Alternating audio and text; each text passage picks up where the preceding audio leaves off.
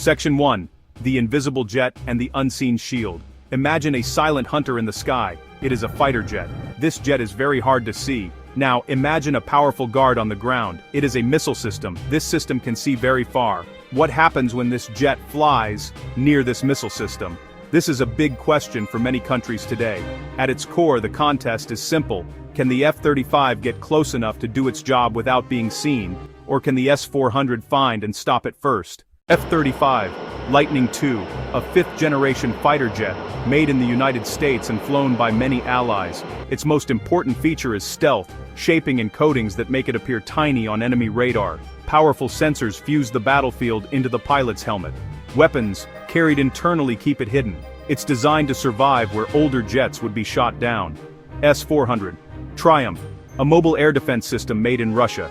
It uses several radars across multiple frequencies to search far and track many targets. It can engage aircraft, drones, and some missiles with flexible interceptors. Frequency agility and powerful sensors make it hard to fool.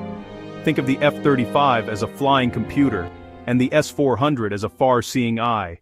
In any F-35 versus S-400 contest, detection is everything. Who sees the other first? Search radars send signals over huge distances, hundreds of kilometers for non-stealthy aircraft. Low-frequency radars cue operators that something is out there, but imprecisely.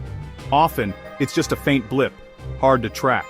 The F-35's stealth is tailored to defeat higher-frequency engagement radars. It avoids using its own radar. Shouting in a dark room gives you away. Instead, passive ESM hears the S-400's emissions from far away.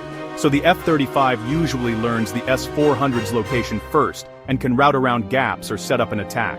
In the first stage, the F-35 is the hunter, the S-400 the prey. Once the F-35 knows where the S-400 is, a long-range battle can begin. The jet wants to stay outside the most dangerous kill zone. To fire, operators need a firm lock, a precise continuous track, but F-35 stealth is strongest against those engagement radars. They might glimpse an unstable track at perhaps 50-80 kilometers, far less than nominal missile range. Fire on poor data and you're shooting in the blind. The F-35 can launch standoff weapons. A missile like the Joint Strike Missile flies over 200 kilometers with a low signature. The jet can fire and never enter real danger. Now the S-400 must stop a small, fast, stealthy missile. A very hard problem. What if stealth underperforms? Or the S-400 gets lucky? A solid track at about 40 kilometers changes everything. Operators can launch a fast, agile interceptor. The pilot has seconds to react. Electronic warfare tries to blind the missile's seeker. Flares decoy heat seekers. Chaff confuses radar guidance. The F-35 is agile, but last-ditch dodging isn't its main defense. There's no guarantee of survival at close range. Once seen, more missiles can follow. Stealth reduces risk. It's not a magic cloak.